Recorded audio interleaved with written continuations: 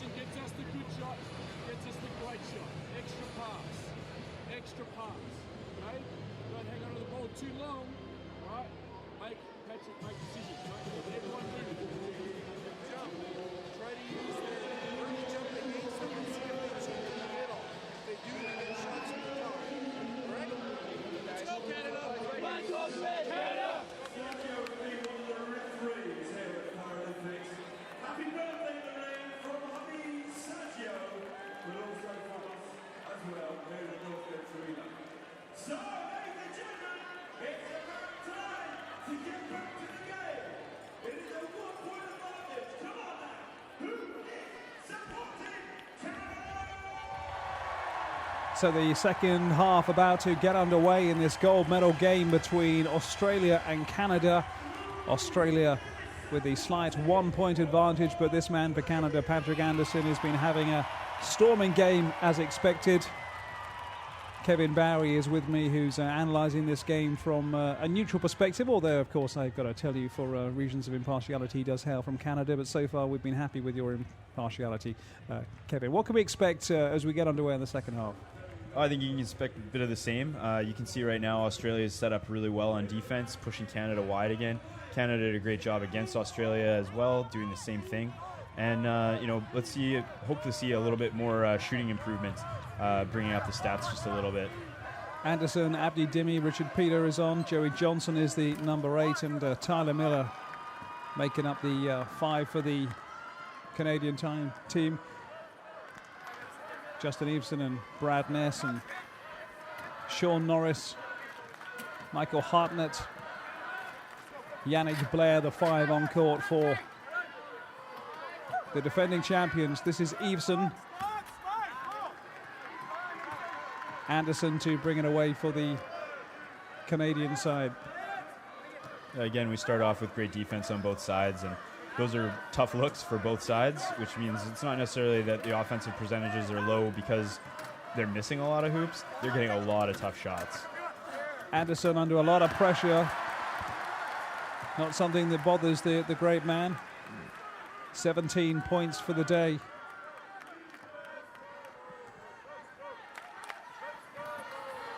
Norris at pace for the Australian side. Brad Ness. Canada to come away.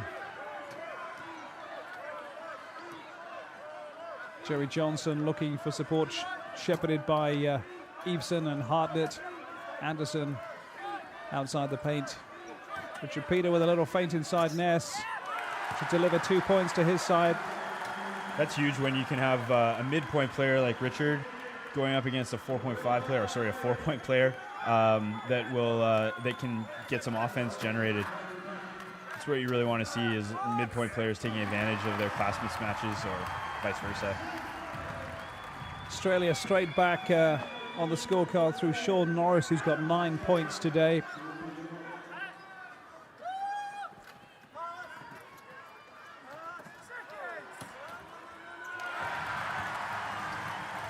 Here Australia, they're shooting for 3 seconds. Canada has been spending a little bit of time in the paint right now, taking the time to cut in, look at the basket, and then pass off, and Australia is saying that that's 3 seconds. The referee's disagreeing right now. We'll see if that changes.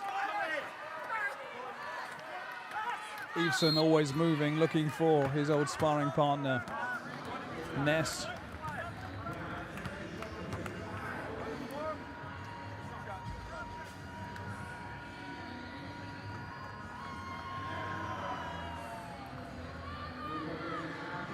Tyler Miller with that last basket for Canada, the number 14. So you see one of the sort of softer fouls the referees call, but definitely a foul. You can see Abby sort of leaned in. There was a little bit of a move with the chair, and that sort of affected the balance of the shooter. And that's a foul.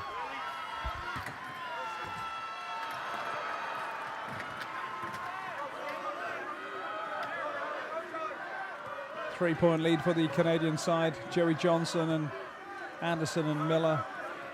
Abdi Dini looking to increase that lead. Marauding presence on the far side of Anderson. Johnson leaning back in the chair, does that so well.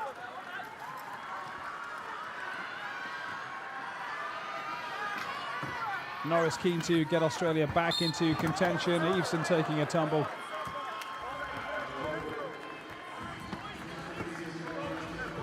These chairs take quite a battering, it seems. They do, absolutely. And Anderson there saying that he spun himself. There was a good amount of space between the chairs. Sometimes that happens.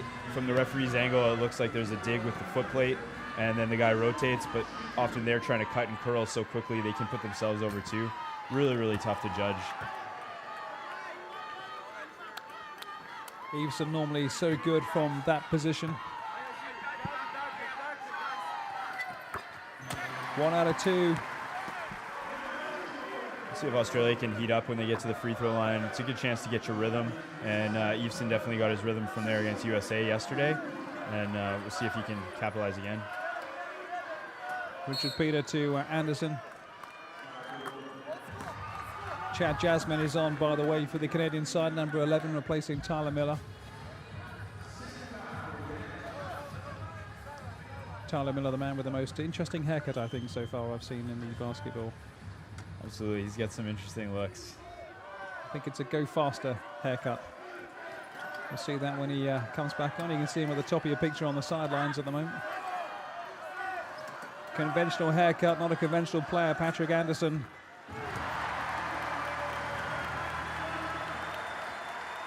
Racking up the points for his side, 19 for the day so far.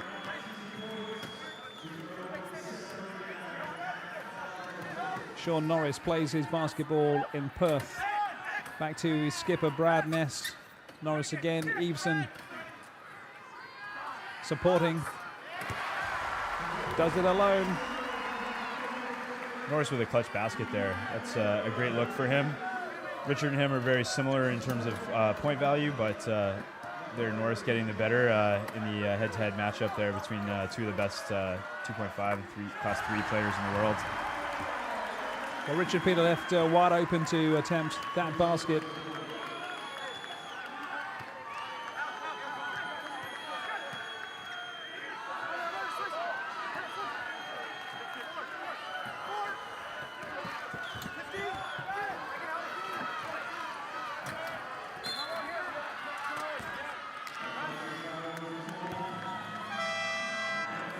Sean Norris has got 11 points so far for Australia. Brad Ness with 10 and Justin Eveson with 7. Unfortunate there for Norris picking up a little bit of a foul there. A little bit, another one of those sort of softer fouls where you feel like you're rolling in slow, but because the back wheels come up a little bit, it shows to the referee that maybe there's a little bit more contact, and then the charge foul gets called. Sublime play from Patrick Anderson.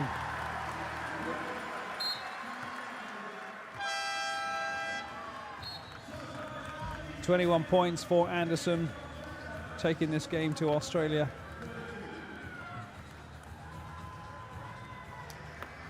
Mark of a great player to deliver when it's expected. We see that in all sports. You can have great names, but can they turn it on the big occasion? And Anderson certainly is proving that today. Absolutely, that's a difference maker all the time. You look for your clutch performers and stuff like that. Australia's had Troy Sachs in the past, doesn't have them anymore. But he's been a clutch performer for sure. Anderson as well with 2 Paralympic gold medals. And yeah, we're definitely seeing a show here tonight. Voice of Kevin Barry with us on Paralympic Sport TV. You're watching coverage of the final coming live from the North Greenwich Arena on the banks of the River Thames in the eastern part of London, if you know your London geography. Venue that started its life as the Millennium Dome for the Millennium in 2000. Has a commercial name. We don't refer to that commercial name for Olympic and Paralympic reasons, Kevin, so it's now the North Greenwich Arena. Absolutely. I didn't realize that it had changed from Millennium when I first came, so it was a bit different. When I finally saw it, going to the venue, it was it was like, oh, isn't that Millennium? Absolutely. That's still what a lot of people here call it. It's known as the Millennium Dome. It is a fabulous venue. We've had NBA basketball there. We've had NHL hockey there. You name it, musician-wise, they've played there. Led Zepp, Elton John, Paul McCartney. J-Lo is playing there soon, I understand. It's great. Yeah. Not sure I'll be going.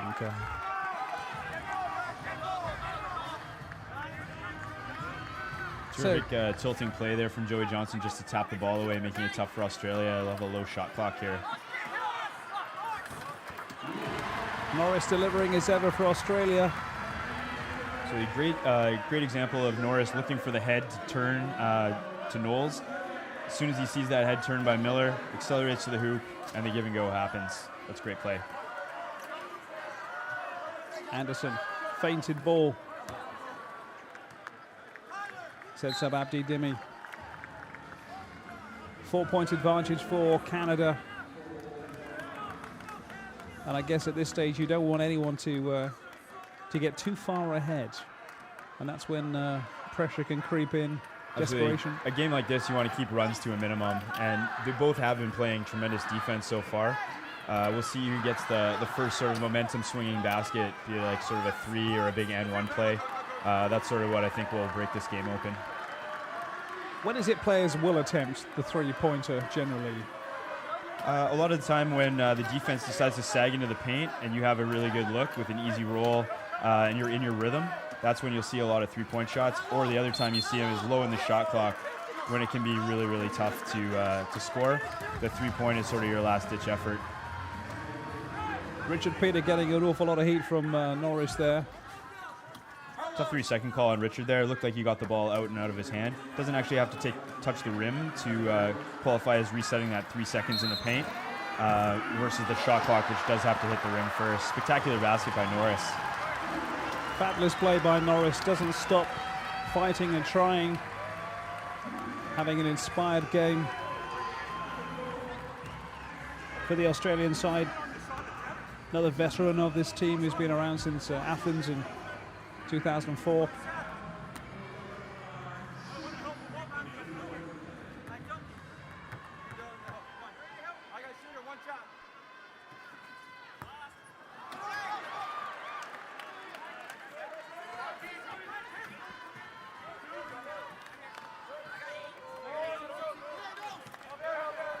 Tristan Knowles for Australia.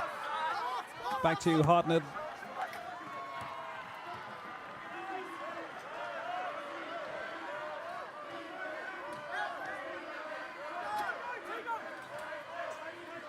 Jerry Johnson for the Canadian side to Anderson. Tyler Miller back on. You can see number 14. Great job by Tyler Miller there in the key. Could have been a foul, but I think the players, when they get away with it like that, like to refer to it as constructive interference. And Tyler doing a great job freeing up Anderson like that. Tristan Knowles sets himself. Brings Australia back within 2 points. Keeping in touch with this Canadian side. Richard Peter, I think he's got tangled up with Justin Eveson. Yeah, sometimes the players bump, they tilt up a little bit, and you see there he slides right into the foot plate of Eveson. Quick lift out, the referee will stop the play and give it back to Canada. Bo Hedges is on for the Canadian side. Richard Peter having disentangled himself on these sidelines. David Eng is on as well. Jerry Johnson taking a rest. It's David Eng starting as he means to go on. Second basket of the day for David Eng. From distance, well, there's one of the three-pointers we were talking about. Tristan Knowles there. Yeah, there you see Canada choosing to sag off, play a little bit of tight paint defense in their zone matchup. And Knowles taking advantage of that, saying, hey, if you're not going to respect me out here, I'll show you that I am worthy of being respected out here. If he had hit that, that could have been a real momentum changer for them. As now it looks like he is a threat. He can now fake that and create more pick and roll opportunities. Anderson being given a lot of pressure, but slips the ball inside to Hedges, who delivers for Canada. And yeah, there we see a perfect job of the pick and roll game with Bo Hedges and Patrick Anderson. And that's what Australia needs to start executing better. Oh, great steal. Norris giving his all for the Australian side. having an inspired game is Sean Norris. 17 points to Norris so far today. Anderson's got a few as well. David Eng on the near side. The difference between watching these two teams and others, to my mind, Kevin, is that when they get the chance, they seem to score. They create chances and they deliver. 3-point attempt coming in from the far side. Absolutely, both teams are typically high percentage teams. They take good looks, they have great systems, they execute those systems, and then they finish around the basket. You'll see a lot of other teams that have similar systems but don't execute to the same fashion and don't have real finish outside and inside. A lot of teams try and pound the ball inside, and that's where they know they're strong in finish. The great teams can really hurt you outside and inside. You have to respect that. Yeah, it's end-to-end stuff, but it is a 6-point Canadian advantage heading towards the end of the third quarter. Grant Mizens is on for the Australian team. Sean Norris, for all his efforts, is taking a breather. Nick Taylor is in as well. Tristan Knowles on the sidelines. Coaches on both sides mixing it up. Good move here by Australia to sub out Norris. He's got a few fouls in the game, but has played majority of this quarter without taking another one. 1 minute left to go. Great chance to rest him so he doesn't pick up something near the end of the quarter that you don't want him to pick up. He's going to be key in the fourth quarter. Ben Ettridge and Jerry Tonello, the two coaches. Justin Everson delivering, as he's done so many times for this Australian side, and they're back within 4 points. Barely 50 on the clock in this quarter. Can Canada take it back to 6? No, they can't. David Eng getting a lot of pressure. Likes of Nick Taylor. Plays for the Wollongong Rollerhawks in Wollongong. There's a name to conjure with. So he did a great job of that. Taylor to Brad Ness. Eveson. Taylor again. It's getting a bit static for the Australian side. And there, the ball's on the ground, similar to the play that happened early to David Eng. Ness reaches down there, the ball's a little bit loose. He bumps into his teammate to secure the ball, and his back wheels come up. That's a physical advantage to be able to pick that up. And so that's the violation version of it. If he had control of the ball, you would have seen that be actually a personal foul. Seconds on the clock. Taylor looking for Eveson. Thinks about the long one. 3 on the clock. Would have been a good way for his team to go into the turnaround. 46-42. Canada lead, but as we saw in the first 2 quarters as well, again, nothing really in this game at all. Kevin Bowie. Yeah, for sure. You can see the numbers here. Canada definitely shooting at a little bit better percentage now. 20 points in a quarter, that's elite level scoring, and that's what you really want to see if you're Canada looking forward. But if you're Australia, you have done a great job on defense. You're hanging right in there. If you can keep rebounding at the level you are and use your height advantage, they don't have a ton of fouls picked up now, so they can go with their physical play and keep working hard. What is the game we expected between the teams we expected, and the crowd are loving it. They've had a couple of good warm-ups today already, with Germany losing to Spain in the playoff of 5th and 6th, and then the United States winning the bronze medal against Great Britain. That was just the hors d'oeuvre for the main course, which is the gold medal game between Canada and Australia. Canada with that 4-point advantage, and the advantage on a couple of stats as well, certainly on the field goal percentage. Absolutely. Anytime you're shooting around 50%, you're doing extremely well. Canada just needs to do a little bit better job of boxing out and not giving Australia those rebound opportunities that they've then capitalized on. I know Patrick Anderson scores a lot of points, but he's a terrific creator as well. I mean, the sleight of hand he's got, and the look in one direction, the offload in another direction is great to see. Absolutely. There you get a little slow-mo shot of some of Patrick's flair moves there. He definitely likes to play the game with a lot of finesse. Definitely a creator as well as an offensive counterpuncher there.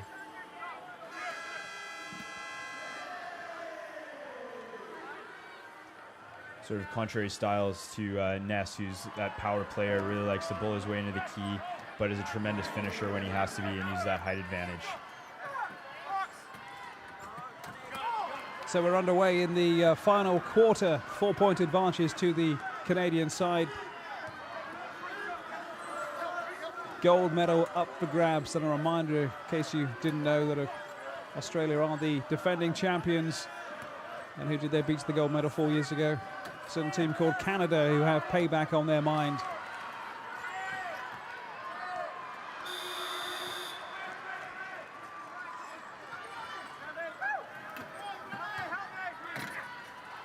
Eveson running into Dylan Alcott. Tough one there.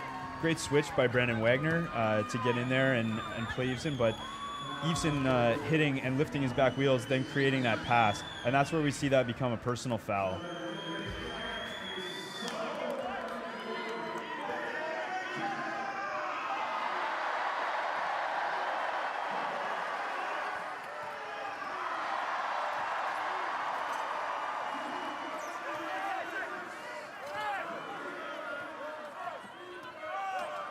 Anderson from distance. Ness to Eveson.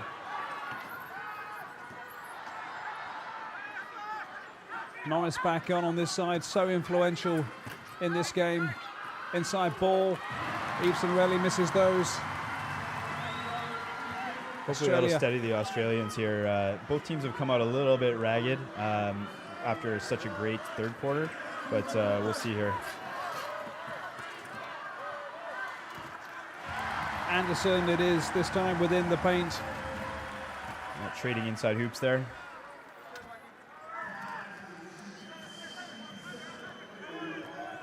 Eveson looking for Norris on the move.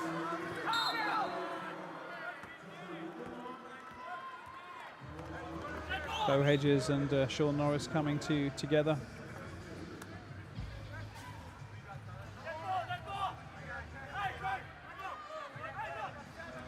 Norris pivoting around there and catching his fifth wheel. Sometimes that puts you back a little bit, and then you end up wiping out. Bo Hedges drives underneath him a little bit, creating a bit of a foul.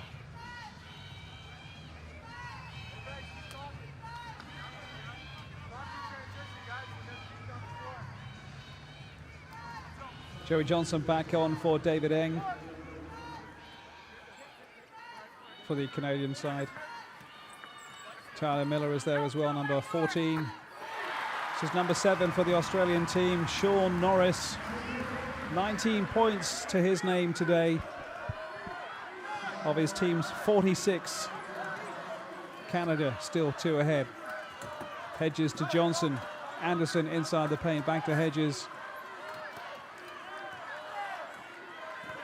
Anderson being closed down by formidable bulk of Brad Ness, but inside ball. Eveson will bring it away. A rare Canadian foray into Australian territory without scoring. And that's going to delight the Australian bench. Ben Ettridge and Matteo Ferriani and Tom Kyle, because their team are now level after quite a while when they've been 2 and 4 points down to the Canadian side. Absolutely. Canada getting a little bit away from their typical ball play where they rotate the ball left and right to try and create holes. They're going a little bit too much one-on-one right now, and hopefully they sort of right the ship there and steady up. But great job for Australia to draw even.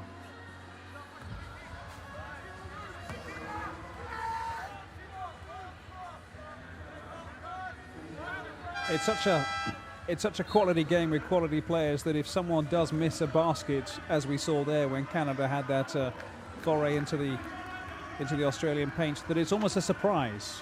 Other games you see a lot of baskets missed, but we've had end-to-end quality play for the last 10 minutes effectively. Absolutely, and you are seeing the 2 best teams in the world here, and that's why they're here. They execute at a really, really high level.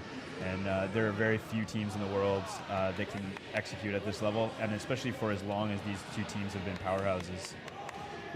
Coming down to the last phase of the game as we're heading into with 7 on the clock, fitness and fatigue is going to be certainly a factor. I guess top-level teams are about as fit as each other. So what is going to determine? You were saying earlier that if a team is made to defend heavily against a lot of pressure, that can really wear them out a bit. Absolutely, you get mentally fatigued when you have to communicate non-stop. As you get tired, the communication is the first thing to break down. Your skills are still there, but if you're not communicating those skills to your teammates, you're not going to be successful in your execution. So that's really what teams can do to frustrate each other, is do a lot of ball rotation, try and dictate the play in your half, and execute when you can. A lot of Canadian support at the North Greenwich Arena. A lot of imaginative costumes as well for some of your... Yeah, the Canadian ladies team are definitely representing tonight, all done up and stuff like that. Yeah, why not? Well, they've done their business, and now they're here to enjoy the Village People and YMCA and Queen and every other song we've heard about 50 Absolutely, times today. it is pretty fun in the stadium there.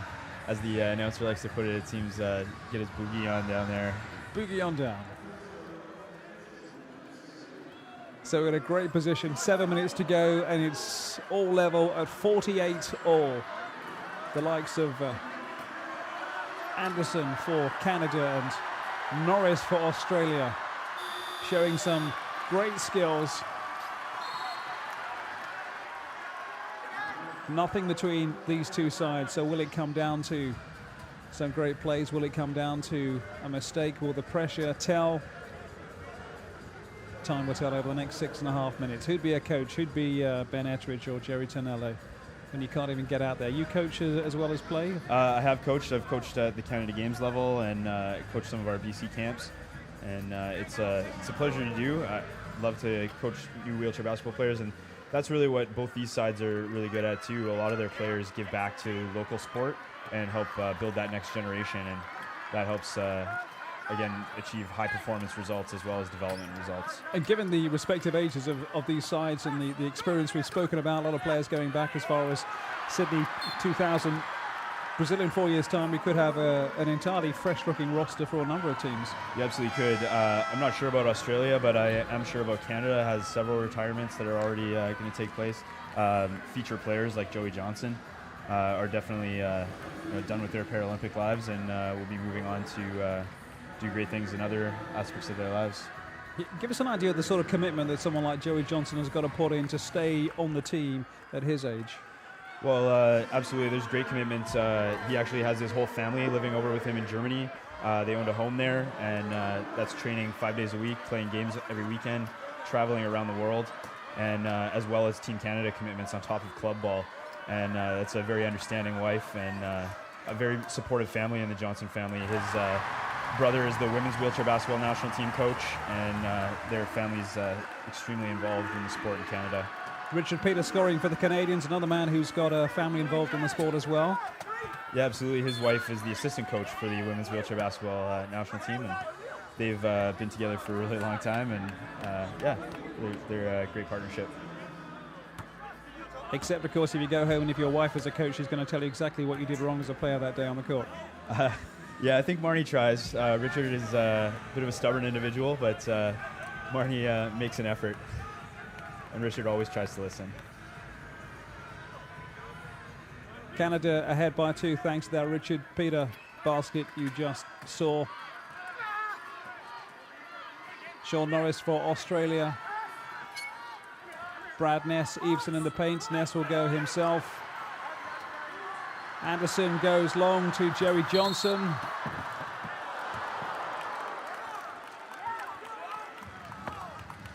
Good hard foul by Australia there. Unfortunate that the referee judged that it was a clear path foul. Judged that Anderson was completely in front, or Johnson was completely in front. And therefore now Johnson will get 2 free throws and the ball for Canada. Otherwise, smart idea for Norris to foul early to try and save a basket there. Joey terrific in the semifinal from the free throw line, so we'll see if he has the same magic here. Got 8 points, looking for 9. Sean Norris is just about everywhere you look. He's in attack, he's in defense. He was the man who was leading one attack, and then he was the man at the end committing that foul on Joey Johnson. So he's definitely a grinder, hustle play guy, and he has the finesse to score. So he's a spectacular player to watch, actually. Talking of spectacular, Anderson to Richard Peter. Abdi Dini mopping up for the Canadian side. Johnson, Tyler Miller on the near side. Brad Ness and Hartlett doing the hassling, but Richard Peter has got a good reach as well. Absolutely great eyes from Joey Johnson to bypass his natural pick and roll and see Richard's one-on-one cut. That's a spectacular play by Canada and a great finish by Richard Peter. Suddenly a bit of concern at the gap that is creeping into this game between Canada and Australia, 53-48. Australia will want a couple of quick baskets to get back into contention, but they're struggling to make the space at the moment, and they're being blocked off well, the likes of Ness, and that's what pressure does. Johnson fed by Richard Peter. Comes together with Justin Everson. Smart foul by Everson there, saving the hoop from guaranteed hoop almost for Joey. So Canada finally finding their rhythm on defense. They had started sagging a little bit too much in the key and are now rotating extremely well when Australia tries to rotate the ball. So that's great pressure from them.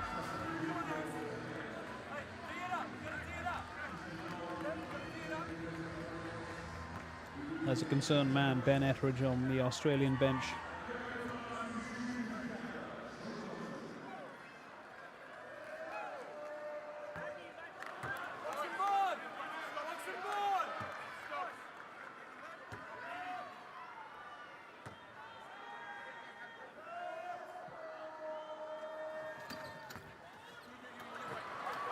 Is the pressure getting to Joey Johnson, I wonder? So good, as you say, in previous games from the free shots.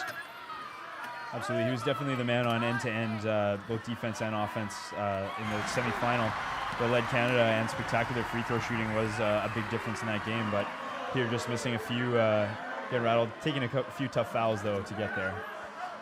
Tristan Knowles is on for the Australian side.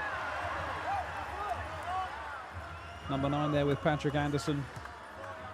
So again, early fouls by Knowles on the entry pass before Patrick gets a chance to set and shoot.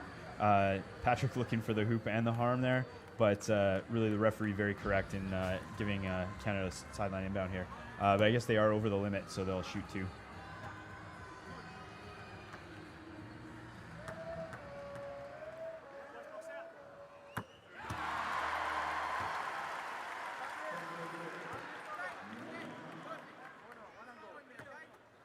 26 points so far today for Patrick Anderson, looking to make it 27, but his team have that 4-point advantage with 4 on the clock. Knowles for Australia, twisting and turning and looking for an opening for the likes of Justin Everson. Saw that the shooter's roll there just trickling in, but Knowles is a good shooter, and sometimes you the time you spend in the gym pays off, and the ball just wants to go down for you. Agonizing basket for Australia. They're within 2 points.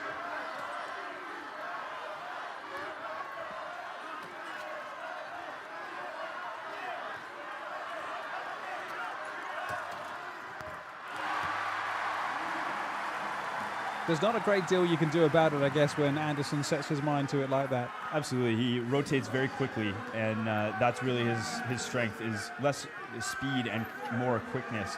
He rotates quickly to the baseline, Knowles adjusts, then rotates quickly back high, Abdi there to set the pick, Patrick almost setting that up on his own, and then creating an open look for himself with no hand in his face.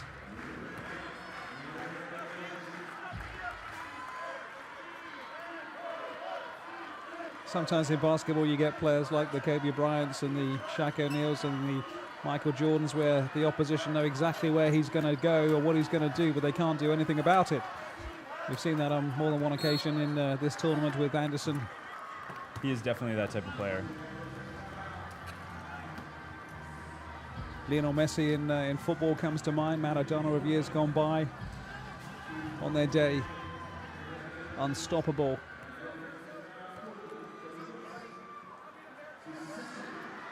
But given the talents of Patrick Anderson, it's been a team effort by Australia to stay in touch so far. 4 points in it. Knowles looking for an opening. Norris on the near side. Again, Australia tough on the offensive boards there. Fortunately not able to capitalize.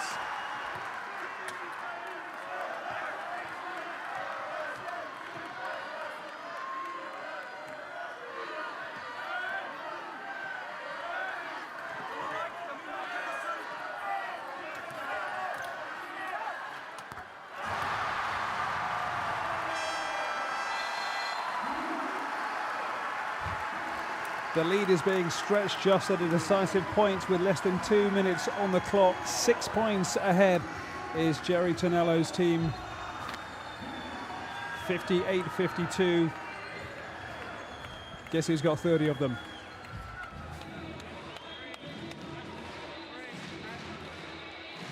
Yeah, we're definitely seeing a phenomenal shooting display down the stretch by the best player in wheelchair basketball right now. That's what you really want as a coach, to see that your best guy is firing on all cylinders when you have the game in your hands right now. So look for Australia here to really shadow Pat all around the court and see if they can't disrupt that rhythm a little bit. Maybe even throw a little bit of pressure out of this timeout just to see if they can't sort of change just a little bit of the dynamic for Canada.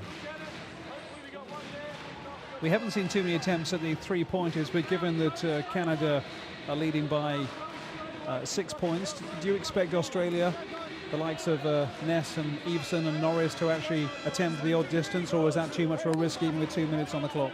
With 2 minutes left, you'll start to see them thinking about the three, maybe running it off some set plays if they get some low shot clock timeouts or out-of-bounds plays. But I really expect that with the type of game that it is right now, they'll chip away with 2 points. Those are higher percentage baskets. Although you will see three-point become a weapon in the close quarters there. Little foul there by Richard Peter.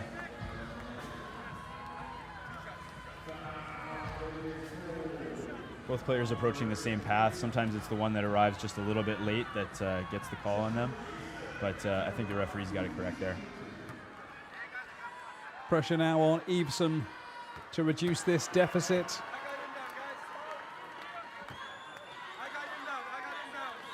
See how early the communication starts with the players. You can really hear them yelling, like, who's got the inbound, who's got the outlet pass.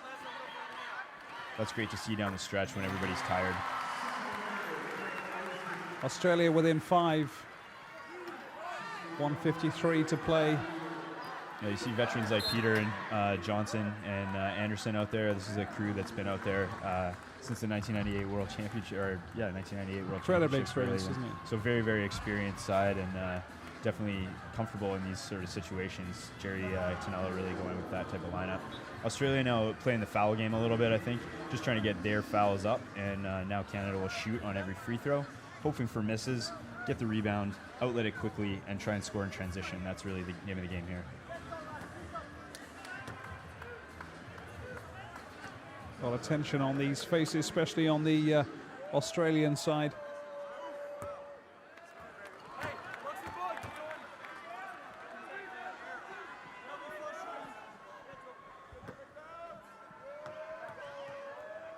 Abdi Dini looking to stretch that lead to 6. Australia chance to come away. Time running out. Tristan Knowles. Eveson.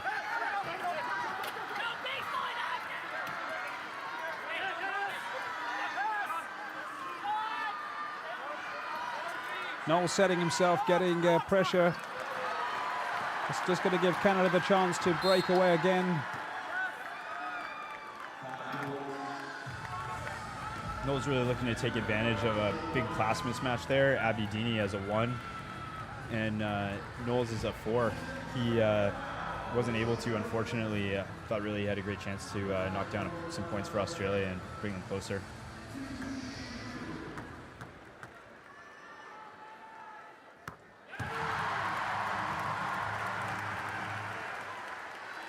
You can hear the Canadians in the crowd when Patrick Anderson scores, especially at such a pivotal time.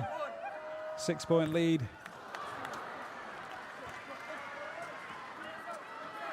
Six-point lead is big right now. They will have 2 big pivotal possessions where now they might be forced to take 3s. Norris played so well for Australia.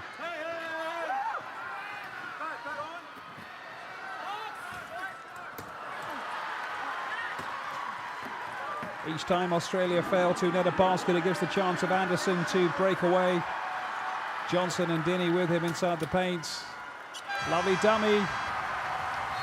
Tough for Australia there to choose. Who do you choose there, Johnson or Patrick? And yeah, they're both capable of finishing. Pat choosing to pad his stats a little bit, taking on his own. Yeah. As we were saying earlier, Johnson, a man who can deliver under pressure as well. No one quite like this fella, though. No, tremendously good with ball fakes and getting Knowles off his feet there.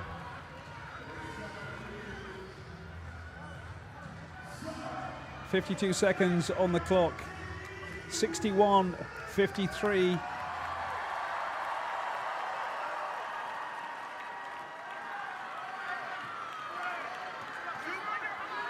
Norris going for the 3-pointer.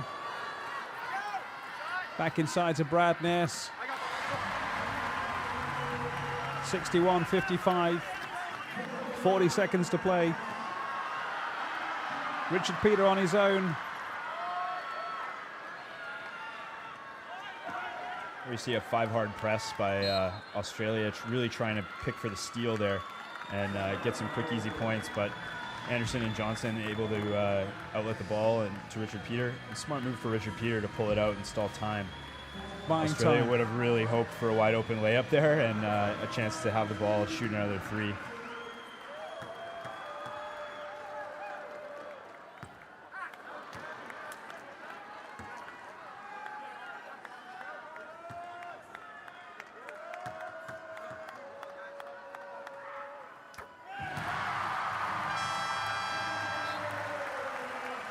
Seven-point gap. No one ever calls these games, bearing in mind some amazing things we've seen in the past. Clips of 1972 when there was, 2 seconds on the clock in the Olympics between America and the Soviet Union. Disputed time on the clock, and the Soviet Union came back to famously win that game in the last 2 seconds. But, speaking dispassionately, Kevin Barry, 7 points ahead with 30 seconds on the clock. How you feeling? Feeling pretty good for my nation. A lot of these players are close friends of mine. Some of them helped mentor me as an athlete, as a player in wheelchair basketball. Joey Johnson's from my hometown, and he's retiring after this game. So is Richard Peter, who's also a big influence on my life. We're friends and teammates in Vancouver, and stuff like that. And great to see players like my friend Bo Hedges really make a great effort out there, and he's an up-and-coming player for Canada. It's been a fabulous team performance, fabulous individual performances as well on the Canadian side from the likes of Anderson and Johnson and Hedges.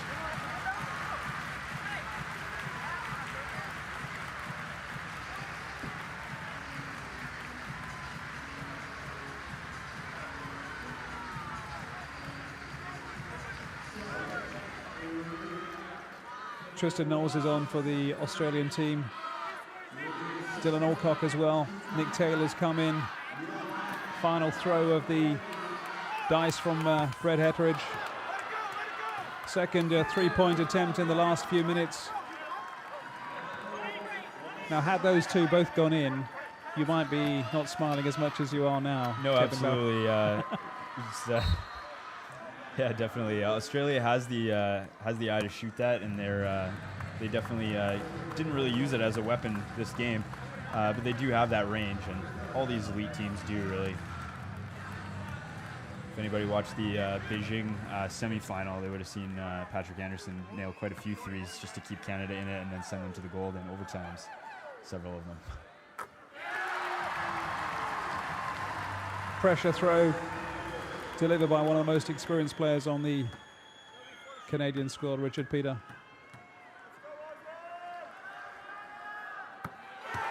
Two out of two for him. 10 points for the day. 9-point lead. 3-point attempt from Knowles. There you see some of that range that they do have.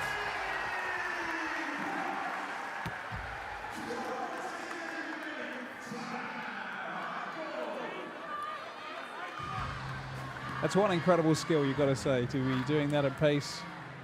It's always great to see. The fans love it. Absolutely, it is. The three-point line can be a great equalizer, and none of the teams really used it today to their advantage, but sometimes those two-point high percentage baskets are the way to go. Well, it has been a cagey affair, you have to say. I mean, no one's, as you say, extended themselves on that three-point line, but you don't want to run the risk of turning the ball over or putting yourself on the back foot by missing something which you don't necessarily need to go for at that stage. Absolutely. Kudos go to Australia for sure. They've shown a lot of fortitude in the end. Playing the fouling game, often you can just see the lead grow and grow and grow as teams hit, and Canada has hit. But Australia's come back and also hit the baskets they need to make to keep it even and keep playing the foul game successfully. So Australia is doing a great job and has all game. Defensively, they were strong. Offensively, just a little bit lower shooting percentage than Canada, and that's shown to be the difference right now.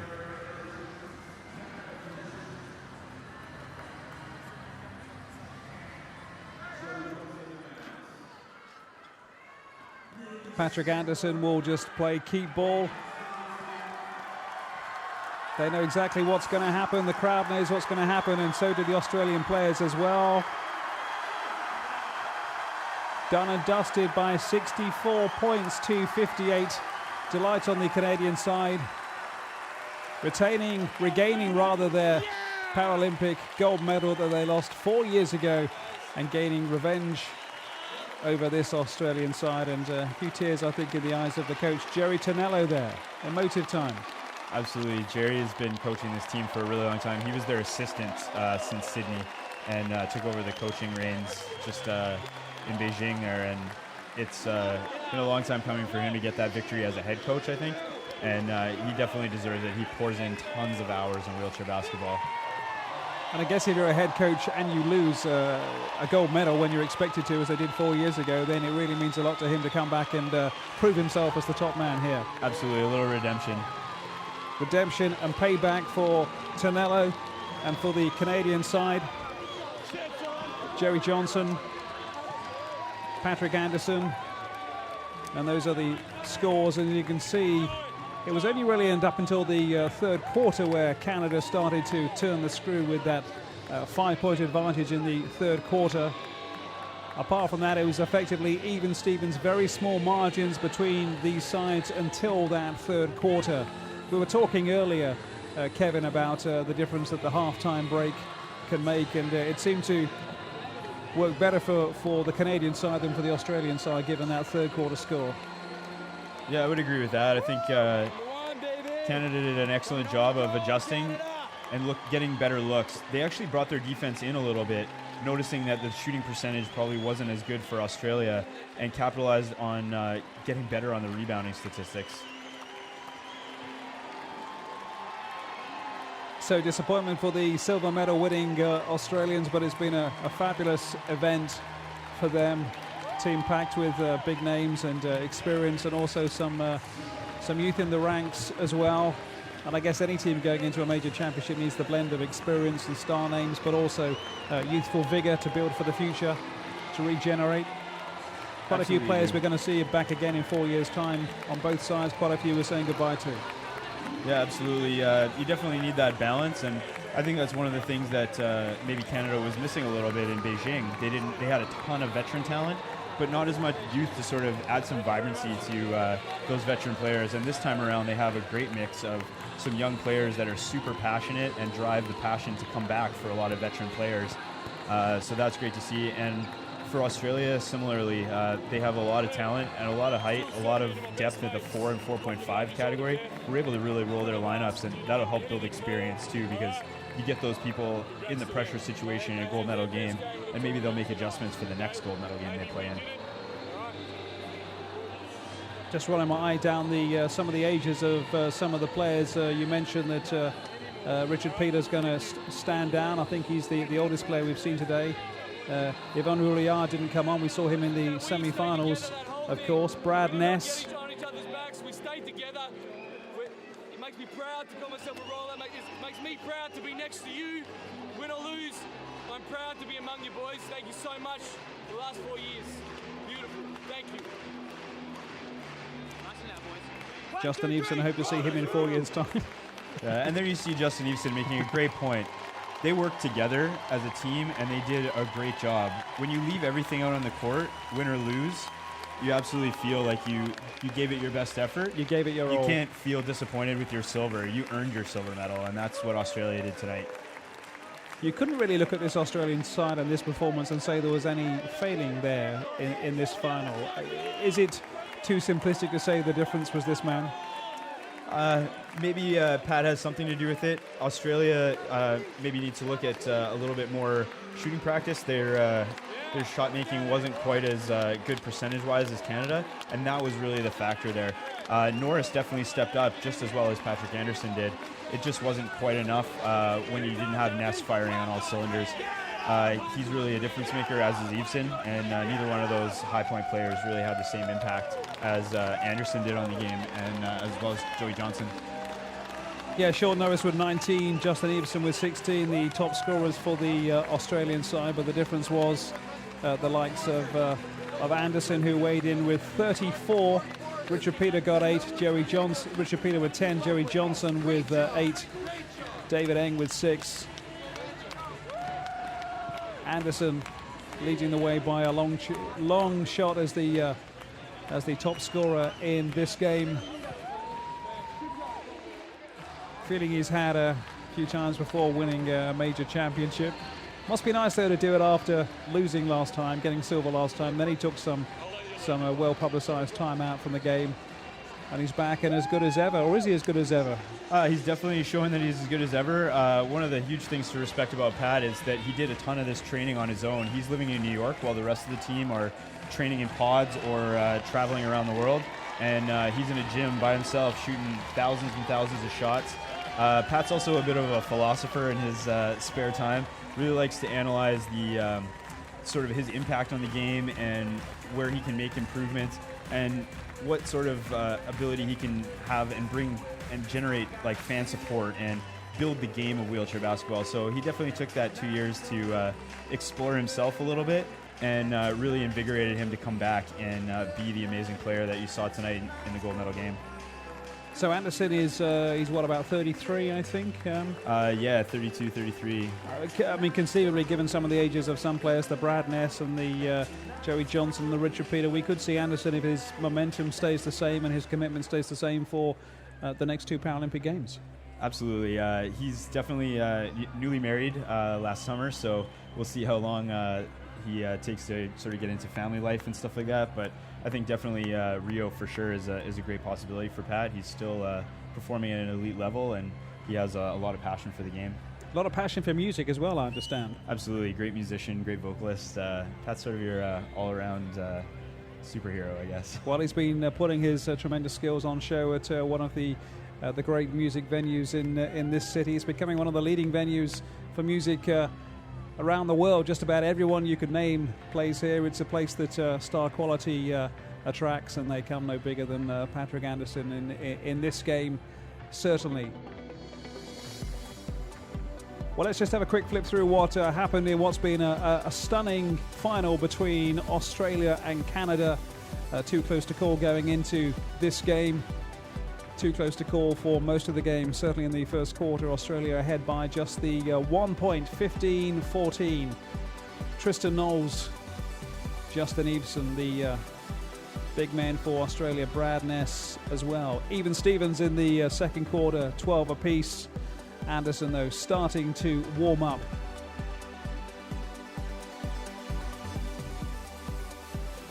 20 points to 15 was the Canadian advantage in the third quarter.